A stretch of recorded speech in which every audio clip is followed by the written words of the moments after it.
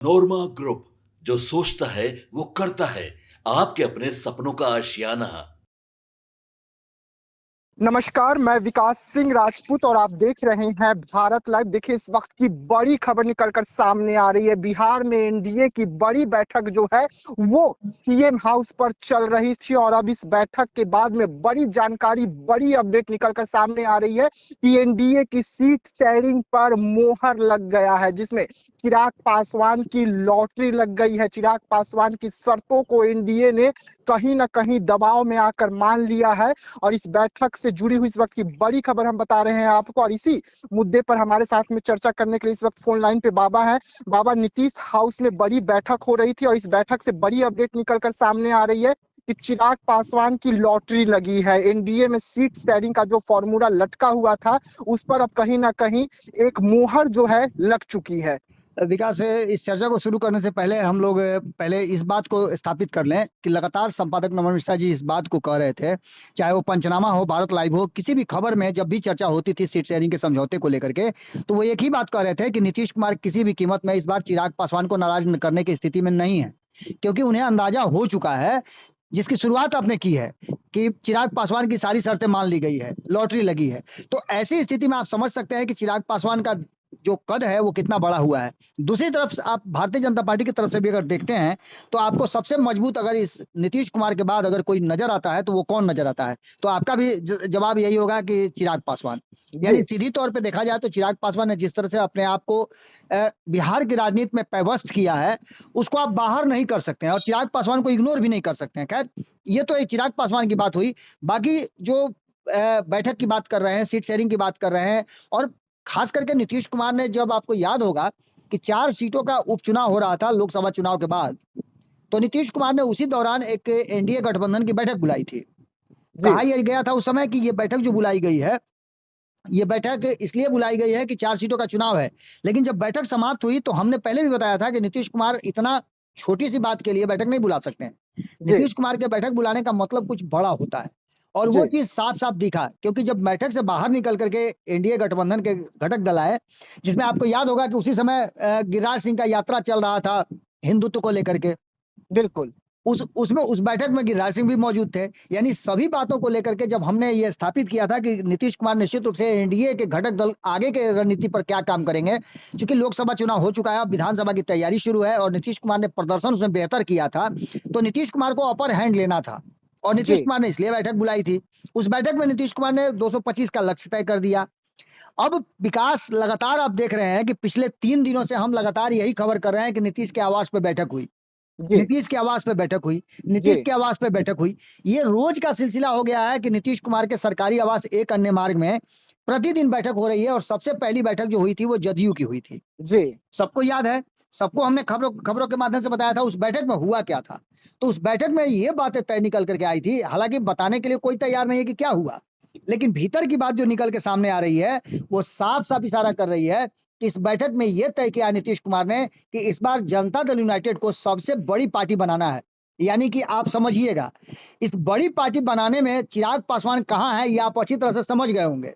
बिल्कुल अब हम आम जनता के लिए इस बात को समझाते हैं कि 2020 के चुनाव में जो 30 से 40 सीटें नीतीश कुमार के हाथ से छीनी, थोड़े थोड़े अंतर से, जिसमें कहीं दूसरे नंबर पे चिराग पासवान रहे या उसके अलावा नीतीश कुमार कहीं दूसरे नंबर पे रहे और पहले नंबर पे राष्ट्रीय जनता दल या महागठबंधन के घटक दल रहे, तो यानी कि 30 से 40 ऐसी सीटें थी जो नीतीश कुमार को डैमेज किया चिराग पासवान के चुनाव अकेले लड़ने से, और यही नीतीश कुमार इस बार नहीं चाहते हैं। इसीलिए उन्होंने लक्ष्य तय किया है कि इस बार सबसे बड़ी पार्टी उभर करके सामने आएगी, नीतीश कुमार की पार्टी। ये बात भी आप अच्छी तरह समझ गए। अब इसके आगे की रणनीति आप समझिए। नीतीश कुमार ने जो टास्क दिया है उसमें साफ कर दिया है कि 122 और 121 का लक्ष्य तय हो। यानी भारतीय जनता पार्टी पर जबरदस्त दबाव है, क्योंकि नीतीश कुमार ने साफ कर दिया है। आप दो लोगों की जो बात कर रहे हैं, जीतन राम मांझी और उपेंद्र कुशवाहा की, जो इस गठबंधन का हिस्सा है, तो ऐसी स्थिति में आप समझ सकते हैं कि नीतीश कुमार ने कहा है कि हम अपने कोटे से उन लोगों को सीटें दे देंगे, आप चिराग पासवान को सीटें दे दीजिए। और ये पेच जो नीतीश कुमार ने फंसाया है, ये पेच इतना उलझा हुआ है कि नीतीश कुमार ने अपने दो जो उनके कर्ता धर्ता लोग हैं और भारतीय जनता पार्टी के आज के डेट में सबसे बड़े शुभचिंतक और सबसे करीबी माने जाते हैं, ये जी दो वो लोग हैं जिन लोगों पर पूरा भरोसा है। एक संजय झा है और दूसरा ललन सिंह। यानी जी आपको सीधी तौर पे ये बात पता है कि कहीं ना कहीं जो वर्तमान परिस्थिति बनी है, उस परिस्थिति में चिराग पासवान को सामने रख करके जिस तरह की बात कर रहे हैं और जिस तरह की बात समझ में आ रही है, वो साफ है कि नीतीश कुमार हर स्थिति में चाहते हैं कि किसी भी परिस्थिति में चिराग पासवान इस गठबंधन का हिस्सा बने रहे। बाकी लोग चाहे जहां जाएं, लेकिन नीतीश कुमार इस बार चिराग पासवान को छोड़ना नहीं चाहते हैं, क्योंकि एक बार वो धोखा खा चुका है। अब बाबा रहा सवाल कि भारतीय जनता पार्टी की बात हम कर लें। जी भारतीय जनता पार्टी के नेताओं के साथ जब जदयू की बैठक हो गई, उसके बाद से भारतीय जनता पार्टी के नेताओं के साथ बैठक हुई।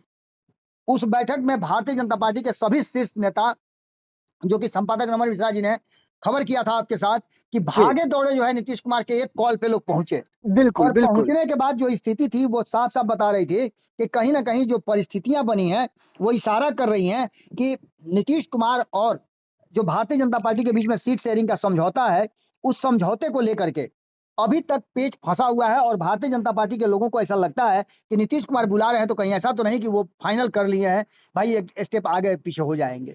ऐसा होना नहीं है। लेकिन लेकिन जिस तरीके से बाबा 2 दिनों से देखा जा रहा था, आज तीसरा दिन नीतीश कुमार के कार्यालय में बड़ी बैठक हो रही थी और 2 बैठक में सिर्फ जेडीयू के मंत्री को पहुंचना और दूसरी बैठक में बीजेपी के मंत्रियों को पहुंचना और 3 दलों को दूर रखना। यानी कि बीजेपी और नीतीश कुमार ने पहले सीटों पर मुहर लगा लिया था, उसके बाद फैसला सुनाने के लिए बुलाया गया कि चलिए ठीक है, तीसरी बैठक में तीनों पांचों दल को बुलाया जाता है और उसमें नीतीश कुमार जो है वो फैसला सुनाएंगे। बड़ा ही टिपिकल बात आपने कहा। बिल्कुल यही बात हुई है। दो बड़े दल जो एनडीए गठबंधन के हैं, उनमें जी सबसे बड़ा जो पेच फंसा हुआ था वो नीतीश जी कुमार का सीट शेयरिंग का। कितनी जी सीटें नीतीश कुमार को चाहिए, और नीतीश कुमार की ये शर्त कि चिराग पासवान को हर हाल में इस गठबंधन का हिस्सा रखना है। जी इन दो बातों पे फैसला अगर दो ही लोगों को करना था, एक भारतीय जनता पार्टी और दूसरा जदयू को। और इसीलिए ये बैठक पहले जदयू के लोगों के साथ हुई कि किस परिस्थिति में क्या किया जा सकता है, कितना अधिक तक हम लोग और इलास्टिक हो सकते हैं, यानी अपने आप को स्ट्रेच कर सकते हैं। तो ऐसी स्थिति में आप समझिए कि पहले दिन जदयू, दूसरे दिन भारतीय जनता पार्टी और तीसरे दिन एनडीए गठबंधन की जो बैठक हुई, उस बैठक हम्म, में भले ही चिराग पासवान शामिल नहीं है, लेकिन उनके कोर टीम के सदस्य शामिल हुए। और जी जिस तरह की बातें सामने निकल के आ रही हैं, हालांकि अभी तक कोई भी स्पष्ट बात नहीं हुई है। और जी आप याद कीजिए कि कल भी जब मीटिंग चल रही थी भारतीय जनता पार्टी के साथ, तभी हमने ये प्रयास किया था कि बाहर निकलने वाले लोगों से पूछे, लेकिन सभी ने अपने मुंह पे टेप चिपका रखा था। जी बिल्कुल बाबा, आज आज भी यही हुआ। जब हमने चिराग पासवान की पार्टी से संपर्क साधा, जिन लोग जी बैठक में शामिल हुए थे उनसे जब हमने संपर्क साधा तो फोन पे हमें बताया गया कि कई मुद्दों पर बातचीत हुआ है। नीतीश कुमार के 20 साल का जो शासन काल है उस पर भी बातचीत हुआ है, हम कैसे नीतीश कुमार की उपलब्धि को लोगों तक ले जाएंगे। जब हमने उनसे कहा कि सीट शेयरिंग के फॉर्मूले पर क्या कुछ बात हुआ है ये बताइए ना, तो उनका कहना था आप तो सब कुछ जानते ही हैं, आपका नमन मिश्रा जी सब कुछ जानते ही हैं, बाबा सब जानते ही हैं। जी, विकास देखिए, जानने और समझने की बात तो अलग हो गई। हम पत्रकारिता करते हैं और हम उन चीज़ों को बॉडी लैंग्वेज के हिसाब से पकड़ते हैं। अगर आप बाहर निकलिए, जैसे आपको याद होगा कि 2024 के चुनाव में जब सीट शेयरिंग का समझौता का लिस्ट लेकर के जब जेपी नड्डा के पास पहुंचे चिराग पासवान, और जब बाहर निकले, उनकी तस्वीर आई बाहर निकलने की, तो उनके जी बॉडी लैंग्वेज से और अंदर की तस्वीरें जो निकल करके सामने आई थी, उसको देख करके हमने फैसला कर लिया था कि चिराग पासवान की जो 6 सीटें और एक राज्यसभा थी, उसमें से अधिकांश मांगे मान ली गई हैं। यानी कि जी हाजीपुर भी मान ली गई है, जो उनका जी सबसे प्राइम माने डिमांड था। और उसके बाद उनकी सीटें, तो एक सीट घटाई जरूर गई, कुछ फायदा और कुछ घाटा तो होता ही है। जब आप बिल्कुल समझौते पर आते हैं और अपने डिमांड को पूरा कराते हैं, जो मुख्य डिमांड आपका है, तो ऐसी स्थिति में जैसे आईपी गुप्ता, मुख्य जी डिमांड उनका क्या है कि हमको फिर से आरक्षण वापस मिल जाए। इसके लिए वो बिल्कुल किसी के साथ जाने के लिए तैयार हैं। तो प्राइम डिमांड तो उनका वही है। उसके जी बाद सीट शेयरिंग और बाकी चीजों पर बातें वो करेंगे। तो ऐसी स्थिति में निश्चित रूप से चिराग पासवान की विशेषता और चिराग पासवान के लोगों से आपकी बातचीत हुई। मेरी भी बात भारतीय जनता पार्टी के साथ साथ जदयू के कई नेताओं से हुई, जिनसे मैंने टटोलने की कोशिश की। मैं पिछले 3 दिन से टटोल रहा हूँ। कई जदयू के नेता मेरे पास आए भी, जिनसे मैंने आग्रह भी किया कि आप इंटरव्यू दीजिए, तो बोले कि नहीं, आपके साथ मैं इंटरव्यू में नहीं बैठ सकता हूँ, क्योंकि आपके साथ इंटरव्यू में बैठने के बाद आप लोग चीर फाड़ कर देते हैं। आपके यहाँ डॉक्टर साहब जो है वो छोड़ते ही नहीं है किसी मुद्दे को। तो इन जी बातों को लेकर के अभी भी एनडीए गठबंधन के लोग इस बात को लेकर के कहीं ना कहीं सजग जरूर हैं कि इस बार किसी तरह का कोई कोताही नहीं होना चाहिए। दूसरी तरफ आपको बताएं, एक बड़ी बात है जो आप बता रहे हैं कि चिराग पासवान के डिमांड पर एक तरह से मान के चलिए कि एनडीए गठबंधन में मुहर लग गई है, क्योंकि चिराग पासवान के पास कई ऑप्शन खुले हुए हैं।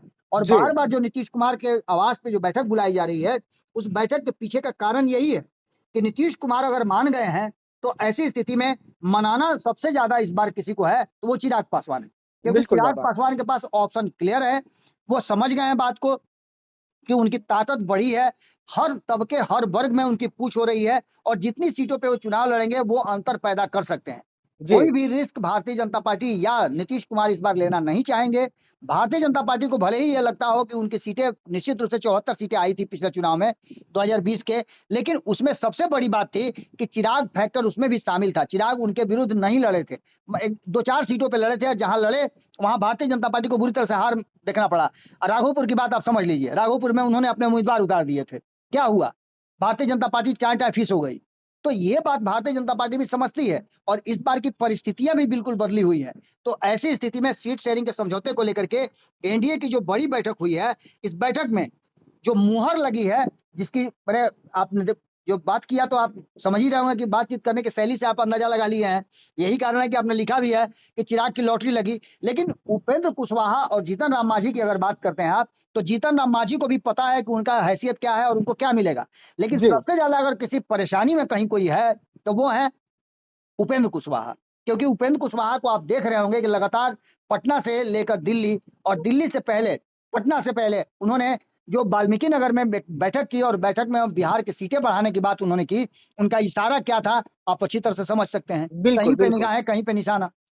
जी। लेकिन बाबा एक सवाल उठ रहा है कि चिराग पासवान अभी भी प्रेशर पॉलिटिक्स कर रहे हैं। अगर वो चाहते तो इस बैठक में शामिल हो सकते थे, लेकिन वो ना शामिल होना और उसके बाद में चिराग पासवान को देखकर उपेंद्र कुशवाहा को ना शामिल होना और मांझी का ना शामिल होना, ये भी चिराग पासवान के रास्ते पे चले हुए जिस तरीके से चिराग पासवान प्रेशर पॉलिटिक्स कर रहे हैं। देखिए विकास, आपने 3 लोगों का नाम लिया है। चिराग पासवान के नहीं शामिल होने का कारण दूसरा है। जी। अगर आप हिंदुस्तानी अवाम पार्टी के तरफ से जीतन राम मांझी की बात करते हैं तो जीतन राम मांझी से बड़ा स्टेक जो है, बड़ा हिस्सा आजकल उनके हाथ में है संतोष सुमन के, क्योंकि जी। वो पार्टी के राष्ट्रीय अध्यक्ष हैं। जी। दूसरी तरफ आप एक बहुत ही मौजूद बात जो कह रहे हैं वो उपेंद्र कुशवाहा वाला, निश्चित रूप से उपेंद्र कुशवाहा प्रेशर पॉलिटिक्स कर रहे हैं। जीतन राम मांझी आपको याद होगा कि जाकर के अमित शाह से मिल चुके हैं दिल्ली में, जी। और दिल्ली में मिलने का मतलब आप समझ सकते हैं, वो भी अपने किसी प्रतिनिधि को भेज सकते थे। बिल्कुल। लेकिन खुद संतोष सुमन का शामिल होना इस बात की तरफ इशारा करता है कि उनकी भी बात मान ली गई है।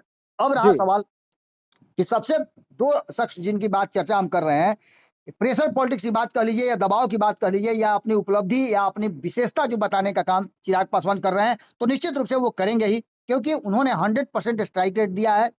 जब एनडीए गठबंधन एकजुट था, सिर्फ उसमें चिराग पासवान नहीं थे, उनको कहा जा रहा था कि है कि नहीं है। जब 2021 में उनकी पार्टी अलग हुई थी, उनको उनकी पार्टी से 5 विधायक छीन लिए गए थे, तो उसके बाद भी वो भारतीय जनता पार्टी को जब जब जरूरत हुई तब तब भारतीय जनता पार्टी के साथ वो खड़े रहे। जी। चिट्ठी लिख करके उनको स्टार प्रचारक के रूप में बुलाया गया उपचुनाव में जी। और उसका फायदा भी मिला। तो ऐसी स्थिति में चिराग पासवान अपना हैसियत समझते हैं। लेकिन उपेंद्र कुशवाहा वाली बात मैं बार बार कह रहा हूं कि उपेंद्र कुशवाहा ने खुल करके कोई बात नहीं कही है। इशारों इशारों में वो सीट बढ़ाने की बात कर रहे हैं, जो कि वो एनडीए गठबंधन की नहीं बल्कि बिहार में ही सीट बढ़ाने की बात कर रहे हैं। तो जी। ऐसी स्थिति में आप समझ सकते हैं कि उपेंद्र कुशवाहा बहुत ज्यादा बार्गेन करने की स्थिति में नहीं है। हालांकि प्रेशर बनाना उन्होंने शुरू कर दिया है और जिस तरह से आप देख रहे होंगे कि उपेंद्र कुशवाहा को चाहिए था कि उपेंद्र कुशवाहा के बगल में वो कुशवाहा की पार्टी है, उनके दाएं और बाएं दोनों तरफ कुशवाहा बैठे होना चाहिए था।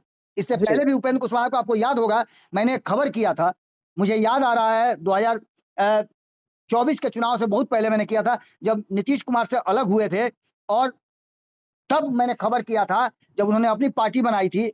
तब उस समय मैंने कहा था कि उपेंद्र कुशवाहा कुशवाहा की पार्टी है, अगर ये बात वो भूल जाते हैं तो निश्चित रूप से उनको दुघाटा होगा। और उसके तुरंत बाद उन्होंने प्रदेश अध्यक्ष के रूप में कुशवाहा को बैठाया था। आज भी जी। उनके उनके प्रदेश अध्यक्ष कोई भी अस्थायी प्रदेश अध्यक्ष नहीं है, अब तक कार्यकारी अध्यक्ष पर ही काम चल रहा है। तो आप समझ सकते हैं कि परिस्थिति क्या है। रामेश्वर महतो वहां उनके यहाँ गए हुए हैं और भी कुशवाहा नेता, बड़े बड़े कुशवाहा नेता उनके इर्द गिर्द खड़े हैं। लेकिन अब रहा सवाल कि कुशवाहा की राजनीति करने वाले उपेंद्र कुशवाहा यदि ये सोचते हैं कि उनको और भी जातियों के साथ जोड़ करके और जातियों को आगे करके वो अलग राजनीति कर सकते हैं, तो थोड़ा उनके लिए मुश्किल जरूर होगा। बिल्कुल, बिल्कुल। देखिए, बड़ी खबर हम आपको बता रहे हैं कि नीतीश कुमार के आवास पर बड़ी बैठक एनडीए की चल रही थी, जहां से बड़ी मोहर जो है वो लग चुकी है। सामने चुनाव है, चुनाव की तमाम पार्टियां तैयारी कर रही थी, लेकिन सीट शेयरिंग का जो फॉर्मूला था वो लटका हुआ था। लेकिन अब शाम को जो बैठक एनडीए की हुई थी उसमें अब तमाम सीटों को लेकर चर्चा हो गया है, तमाम पार्टियों की रजामंदी हो गई है और उसके बाद नीतीश कुमार और सम्राट चौधरी ने मोहर लगा दी है, जिसमें चिराग पासवान की तमाम शर्तों को मान लिया गया है। तो हम आपको बड़ी खबर बता रहे थे, इससे पल पल की जुड़ी हुई तमाम अपडेट आपको भारत लाइव पर देखने को मिलेगा, तो बने रहिएगा भारत लाइव पर। तब तक के लिए मुझे यानी विकास सिंह राजपूत को दीजिएगा इजाजत। धन्यवाद। आपके सपनों को हमने सजाया है, ई होम्स पैनोरमा को हमने बनाया है। ई होम्स मेरा एक सपना था जिस पे मैं पिछले 4 साल से काम कर रहा था। हमने जो बनाया है वो सबने है माना। ई होम्स पैनोरमा में हो आपका भी आशियाना। और फाइनली हमने 2021 में इस प्रोजेक्ट को लॉन्च किया। बहुत लोग अप्रिशिएट कर रहे हैं कि पूर्णिया जैसे शहर में, बिहार के, एक तो बिहार की बात करें उसमें भी पूर्णिया जैसे छोटे जगह में इस तरह का लाइफस्टाइल देना, ये सुन के हम लोगों को बहुत अच्छा लगता है। ई होम्स में हमने कुछ और भी किया है, जैसे हम जिस जगह में रह रहे हैं हमारे फैमिली सिक्योर हो, उनको सिक्योरिटी का ध्यान में रखा है। आपकी सुविधा और सुरक्षा आपके लिए खास है, ये आपका विश्वास है। इसमें आर्टिफिशियल इंटेलिजेंस का 7 लेयर सिक्योरिटी का हमने इस्तेमाल किया है। लस ग्रीन कैंपस को बनाया है, यदि हमारा बाउंड्री वाल है तो वो वर्टिकल गार्डन है। ये जितनी भी फैसिलिटी होता है एक इंटरनेशनल टाउनशिप में ई होम्स है, ये हम लोग विश्वास नहीं कर पा रहे हैं। जो भी हमारे मित्र दोस्त या जो भी हमारे बाहर के बाहर आते हैं तो हम लोगों को बहुत अच्छा सुनने को मिलता है और बहुत अच्छा क्रेडिट मिल रहा है। वो सारा हमने सिर्फ एक बिल्डिंग नहीं बनाया, हमें एक बहुत अच्छा लाइफस्टाइल दिया ई होम्स में, और मेरा एक सपना था जिसको मैं आज फुलफिल होते हुए देख पा रहा हूँ। ये आपका आवास है। ई होम्स पैनोरमा में अब आपका निवास है। E homes panorama, luxurious lifestyle redefined. Panorama group, जो सोचता है वो करता है। अगर ये वीडियो पसंद आई और वह बिहार के राजनीति और बिहारियत से सरोकार रखेनी तो सब्सक्राइब बटन दबा के चैनल के सब्सक्राइब कर ली। ओजे एगो घंटी बा, ओकरा बटन दबा देला से कुल सटीक और मारक खबर रुआ मुफ्त में मिल जाई। अगर रुआ पत्रकारिता के हमनी के नया प्रयोग में सहयोग कर चाहतानी तो ज्वाइन बटन दबा दी।